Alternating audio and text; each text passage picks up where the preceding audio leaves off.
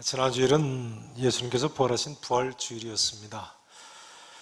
예수님께서 부활하신 후 40일간 제자들에게 나타나셨으니까요.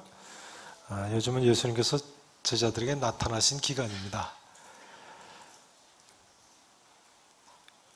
부활하면 무엇보다도 먼저 거론할 수 있는 점은 믿기가 쉽지 않다는 점일 것입니다. 오늘 본문 33절 이하에도 보시면 예수님의 부활이 얼마나 믿기가 어려운지요. 예루살렘 성에서 엠마오로 내려가던 두 제자가 부활하신 예수님을 만나고 예루살렘 성으로 다시 되돌아가서 제자들에게 자기들이 부활하신 예수님을 만났다고 보고를 하죠. 그런데 엠마오로 가던 이 두 제자의 말을 듣고 나머지 제자들이 과연 예수님의 부활하심을 믿었습니까? 자, 36절부터 한번 보시죠. 36절, 이 말을 할 때 엠마오에 내려가던 두 제자가 돌아와서 예수님 부활하신 것을 목격했다고 말을 할 때 말이죠. 예수께서 친히 그들 가운데 서서 이르시되 부활하신 예수님이 나타나셨어요. 너에게 평강이 있을지어다 하시니 그들이 놀라고 무서워하여 그 보는 것을 무엇으로 생각했다고요? 영으로 생각했어요.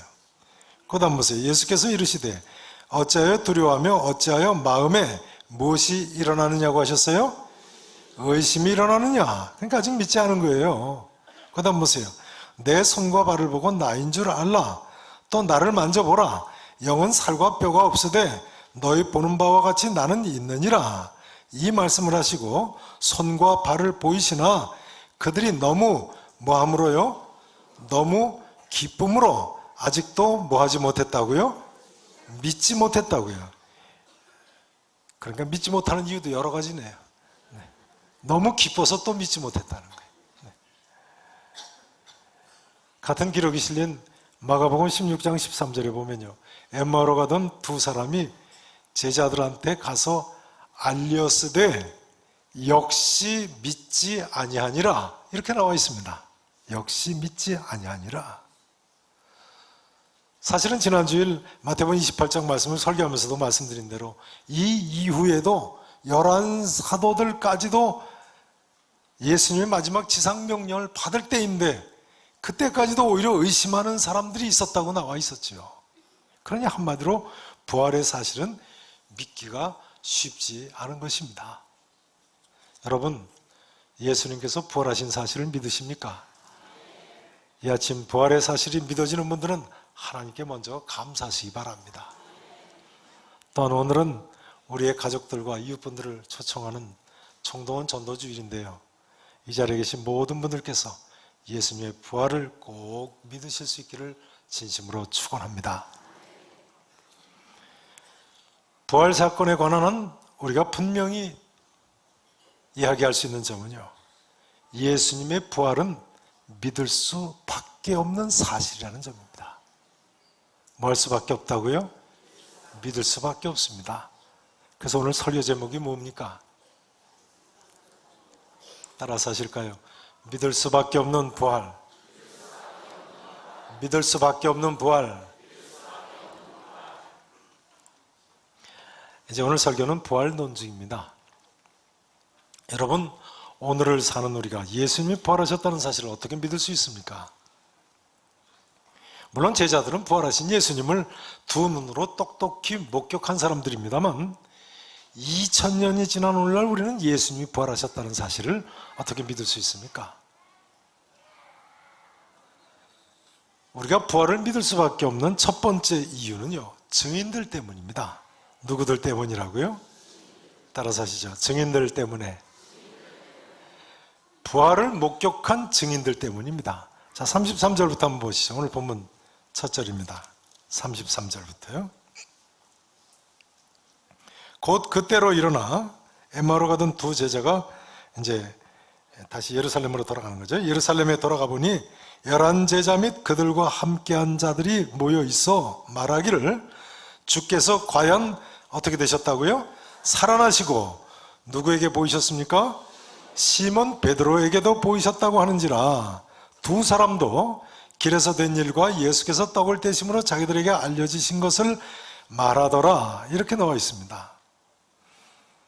게다가 36절 그 다음 절 이하에 보시면 도마를 제외한 10제자들에게도 또 한 번 부활하신 주님이 나타나지 않으셨습니까?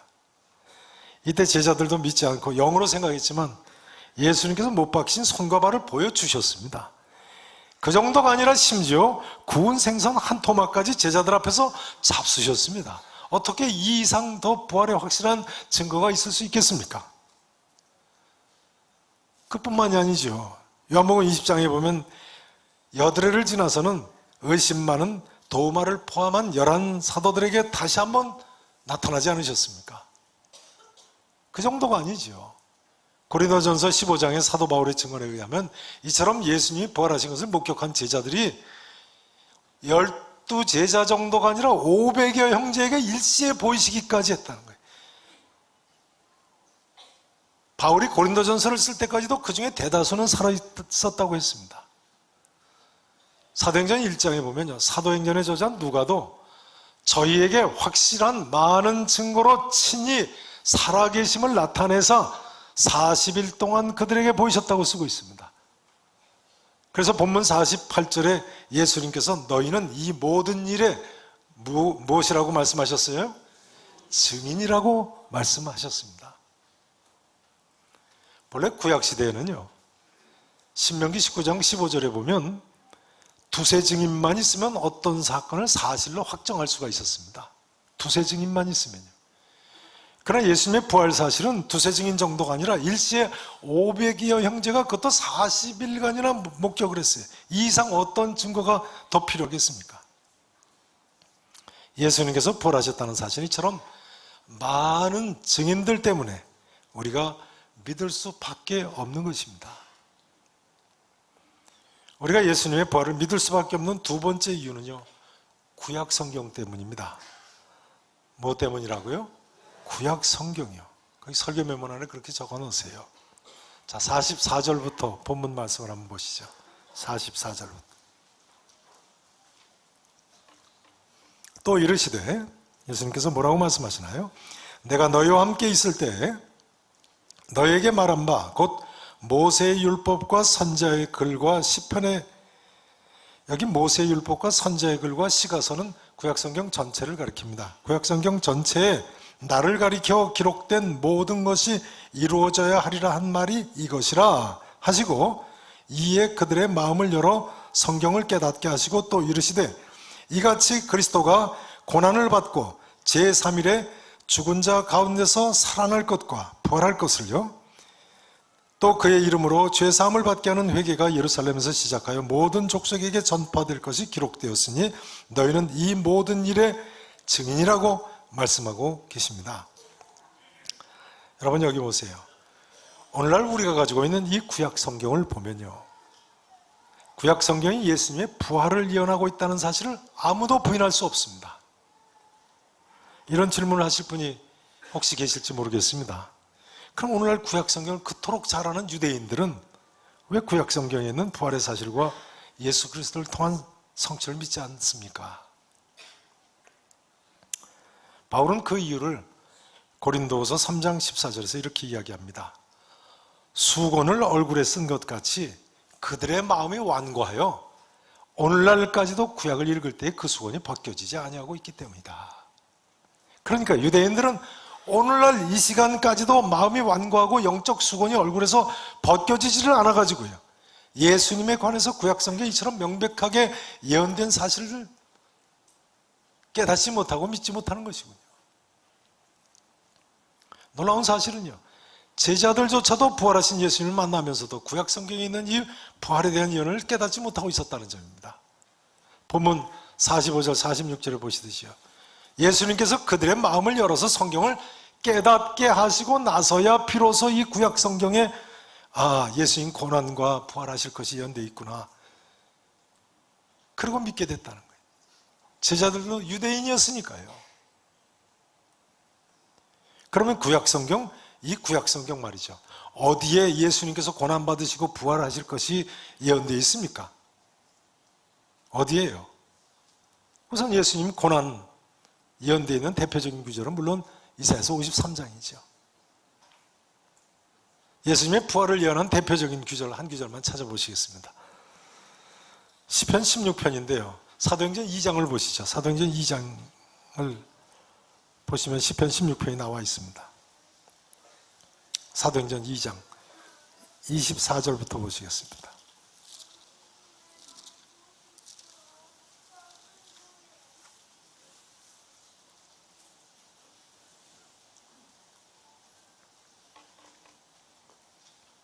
신약성경 189페이지입니다. 사도행전 2장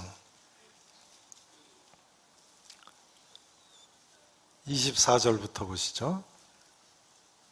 오순절 성령 강림하시던 자리에서 사도 베드로가 시편 16편에 다윗의 예언을 인용하면서 예수님 부활을 논증한 구절입니다. 보세요. 사도행전 2장 24절입니다. 하나님께서 그는 예수님이죠. 예수님을 사망의 고통에서 풀어 살리셨으니 이는 그가 사망에 매여 있을 수 없었습니다. 부활하셨다는 얘기를 하는 거예요. 그런데 다윗이 그를 가리켜 이르기를, 다윗이 구약시대의 메시아에 대해서 이렇게 예언했다는 거예요. 자, 보세요. 내가 항상 내 앞에 계신, 여기 나는 다윗이죠. 다윗 내가 항상 내 앞에 계신 주를 배웠으며 메시아를 배웠다는 거예요. 보세요. 나로 요동하지 않게 하기 위하여 그가, 메시아가 내 우편에 계시도다. 그러므로 내 마음이 기뻐하였고 내 혀도 즐거워하였으며 육체도 희망에 거하리니 이는 내 영혼을 음부에 버리지 아니하시며 주의 거룩한 자로 뭘 당하지 않게 하신다고요? 썩음을 당하지 않게 하실 것이미로다. 주께서 생명의 길을 내게 보이셨으니 주 앞에서 내게 기쁨이 충만하게 하시리로다 하였으므로, 예언했으므로 말이죠. 형제들아, 내가 조상 다윗에 대하여 담대히 말할 수 있노니, 분명히 말할 수 있노니 말이죠. 다윗이 죽어서 어떻게 됐다고요? 장사됐어요. 그 다음 보세요. 그 묘가 오늘까지 우리 중에 있도다. 자, 한번 여쭤보겠습니다. 다윗 왕의 묘지가 오늘날 어디 있습니까? 다윗 왕의 묘지가 오늘날 어디 있죠? 아시는가요? 네. 오늘날 아무도 모릅니다. 네. 어디 있는지 모릅니다. 그러나 베드로 당시에는, 신약 시대에는 다윗 왕의 묘가 어디 있는지 알고 있던 때입니다. 그래서 하는 말입니다. 다윗이 죽어 장사되어 그 묘가 오늘까지 우리 중에 있도다.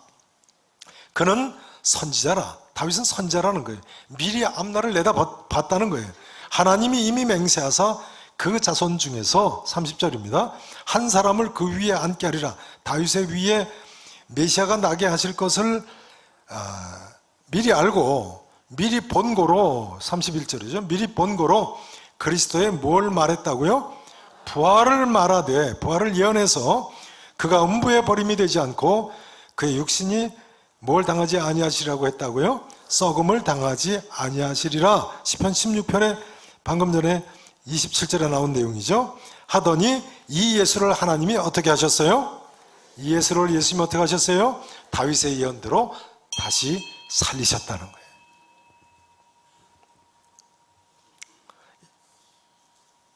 그러니 사도 베드로의 주장대로 다윗 왕은 시편 16편에서 선지자이기 때문에 예수님의 부활을 미리 예언한 것입니다. 그리고 예수님이 부활하심으로 성취됐다는 거예요. 사도 베드로가 구약 성경 대단하게 깨달은 말씀을 하는 것 같습니다만 사실은 불과 며칠 전에 부활하신 예수님께서 베드로에게 이걸 가르쳐 주신 내용이에요. 그 내용이 바로 오늘 본문 아니에요. 누가복음 24장 아닙니까? 부활하신 예수님이 구약 성경을 풀어서 가르쳐 주신 내용을 지금 베드로가 설명을 하는 것입니다. 성경학자들에 의하면요, 이 구약 성경에 이 땅에 오실 구세주 예수님에 대해서 무려 350번 이상이나 예언이 기록되어 있다는 거예요. 이처럼 예수 그리스도의 부활 사건은 아무도 부인할 수 없는 미리 예언된 사건이고요. 예수님께서 죽은 자 가운데서 부활하심으로 성취된 역사적인 대사건인 것입니다. 예수 그리스도의 이 부활의 사실을 믿으실 수 있기를 진심으로 축원하겠습니다. 이제 세 번째로 예수 그리스도의 부활을 믿을 수밖에 없는 이유는요, 따라서 하시죠. 성령님 때문에. 성령님 때문에. 따라서 하실까요? 증인들 때문에, 구약 성경 때문에, 성령님 때문에. 오늘 본문 48절, 49절을 보세요. 예수님께서 뭐라고 말씀하십니까? 48절 보세요. 너희는 이 모든 일의 증인이라. 자, 49절 함께 읽으시죠. 시작. 볼지어다 내가 내 아버지께서 약속하신 것을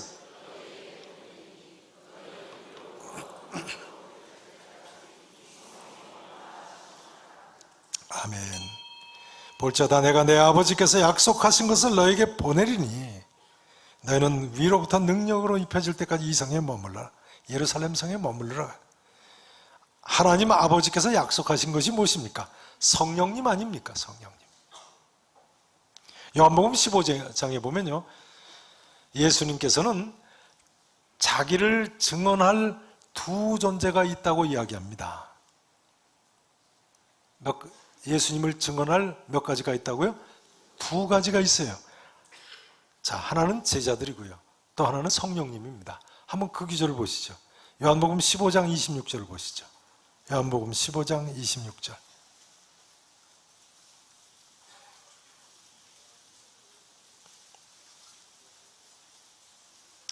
15장 26절, 27절 말씀을 보시겠습니다.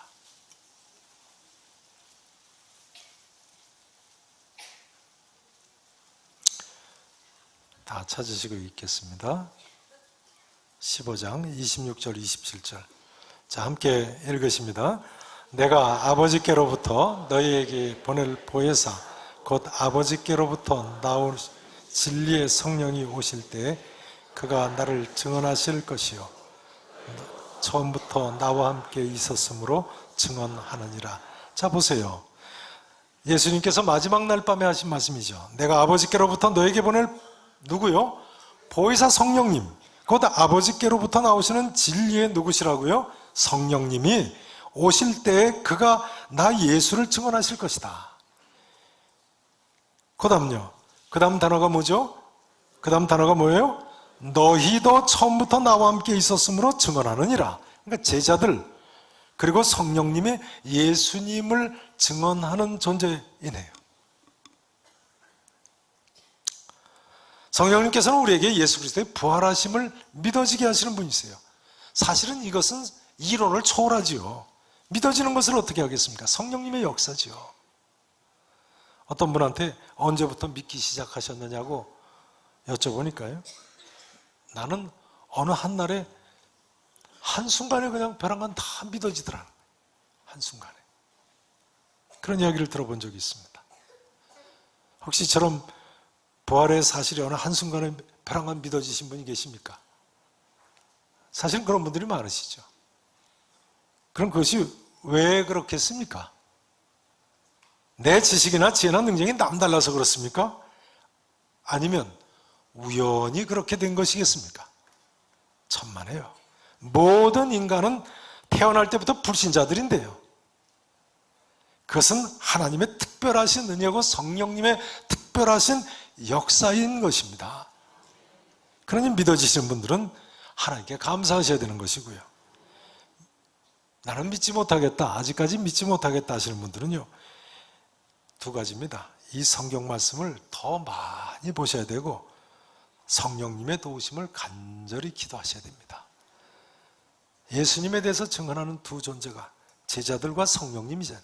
제자들은 이 땅에서 예수님을 증언하다가 세상 떠나면서 이 성경책을 남기고 간 거죠. 자기들이 보고 듣고 경험한 것을 여기다 적었어요. 우리가 이 성경 말씀을 깊이 보시고 성령님의 도우심으로 부활신앙을 가지실 수 있기를 바랍니다. 예수님께서는요, 본문 47절에 보면 이 부활의 사실이 모든 족속에게 전파될 것을 예언하고 계십니다. 47절 말씀 보세요. 또 그의 이름으로 죄사함을 받게 하는 회개가 예루살렘에서 시작하여 어디까지 전파될 것이 기록됐다고요? 모든 족속에게 전파될 것이 구약성경에 기록됐다는 거예요. 이 예수님 말씀대로 구약성경 분명히 부활과 구원의 사실이 모든 족속에게 전파되어 구원이 땅끝 이방에까지 미칠 것이 예언되어 있습니다. 중요한 점은요, 예수님께서 이 말씀하시던 당시로는 아무도 이 말씀을 받아들일 수 없을 것이라는 사실입니다. 아무도 이 말씀을 고지듣기가 어려웠을 거예요. 특별히 이방인 구원을 믿지 않던 유대인들로서는요, 더더욱 믿을 수 없고 받아들일 수 없는 사실이죠. 그러나 이 말씀 성취가 오늘날 우리 눈앞에 전개되고 있지 않습니까? 구약 성경의 예언과 예수님의 이언 말씀대로 부활의 사실이, 구원의 복음이 모든 족속에게 전파되고 있지 않습니까? 우리나라 최초의 장로교 선교사이신 언더우드 목사님, 그 언더우드 목사님의 사모님이 쓴 책을 보면요, 미세스 언더우드가 1894년경에 고종황제와 명성황후에게도 복음을 전한 것으로 나옵니다. 어느 성탄절 전날이었는데요, 명성황후가 미세스 언더우드에게 물어보더라는 거예요. 이 축제의 기원과 의미가 무엇이오? 어떻게 거행하는 것인지 설명을 해달라고 요청을 하더랍니다. 성탄절 이제 축제 기원 의미를 묻는 거죠. 그래서 미세스 언더우드가 명성황후에게 아기 예수와 예수님의 성육신과 구속 사건을 설명을 했답니다. 이때 미세스 언더우드에 의하면 인간이 죄인이라는 사실도 이야기했다고 합니다. 그랬더니 옆에서 듣고 있던 고종황제와 왕세자가 못 알아듣는 경우에는 명성황후가 중간에서 설명까지 하더랍니다. 그 후에 어느 날인가는 명성황후가 미세스 언더우드한테 미국에 대해서 많은 질문을 한 후에요, 이렇게 이야기하더라는 거예요. 우리 조선도 미국처럼 자유롭고 힘이 있고 행복했으면 하고 말꼬리를 흐리더랍니다. 우리 조선도 미국처럼 자유롭고 힘이 있고 행복했으면. 그래서 미세스 언더우드가 이렇게 이야기했다고 합니다. 그 내용을 그대로 옮기자면 이렇습니다. 잘 들어보세요. 미국이 부유하고 힘이 있기는 하지만 가장 훌륭하거나 최선의 국가는 아닙니다. 죄나 고통과 눈물이 없는 더 좋은 땅, 끝없는 영광과 선과 기쁨이 있는 땅을 설명을 했다고 기록하고 있습니다. 한번 여쭤보겠습니다. 죄나 고통과 눈물이 없는 더 좋은 땅, 끝없는 영광과 선과 기쁨이 있는 땅이 어디겠습니까? 천국이죠, 천국. 그랬더니 명성황후가 뭐라고 했느냐 하면요, 이렇게 이야기하더라는 거예요. 아, 임금님과 왕세자 그리고 내가 모두 그곳에 갈 수 있다면 얼마나 좋을까. 임금님과 왕세자 그리고 내가 모두 그곳에 갈 수 있다면 얼마나 좋을까. 복음을 들은 비운의 왕비 명성황후의 입에서 나온 고백입니다. 조선왕조의 멸망과 명성황후 민비의 비참한 죽음을 생각할 때 참 눈물 어린 이야기 아닙니까? 그런데 여러분, 사실은 이것이 험한 인간 세상을 사는 우리 모두의 인생들의 소원 아닙니까? 여러분 아시죠? 하나님께서는 이런 놀라운 부활의 기쁜 소식을 우리를 위해서 이미 예비해 놓으셨고, 예수 그리스도를 죽은 자들의 첫 열매로 부활시키셔서 우리에게 영생의 소망을 주셨어요. 이 자리에 계신 모든 분들께서요, 예수 그리스도께서 부활하신 것을 확실히 믿으시고 이 천국 부활에 참여하실 수 있기를 진심으로 다시 한번 축원하겠습니다. 이제 오늘 말씀을 정리를 해야 되겠습니다. 사실 죽은 사람이 부활했다. 그러므로 우리도 죽을지라도 부활할 것이다. 이 말은 자연인으로서는 믿기가 불가능한 내용입니다. 그러나 동시에 진실을 알고 보면요, 예수 그리스도의 부활은 이처럼 누구라도 믿을 수밖에 없는 사실, 팩트인 것입니다. 오늘날 이 믿을 수밖에 없는 부활의 사실이 부활하신 예수님의 예언대로 모든 민족, 모든 족속에게 전파되어 가고 있습니다. 우리나라는 이미 120년 전에 고종 황제 부부에게까지 전파되었다니까요. 이 시간 이 자리에 계신 모든 분들께서 이처럼 믿을 수밖에 없는 부활과 영생의 기쁜 소식을 믿으시고 또한 모든 족속, 모든 사람들에게 전하는 또 다른 산 증인들이 되실 수 있기를 우리 구주 예수 그리스도 이름으로 간절히 축원하겠습니다.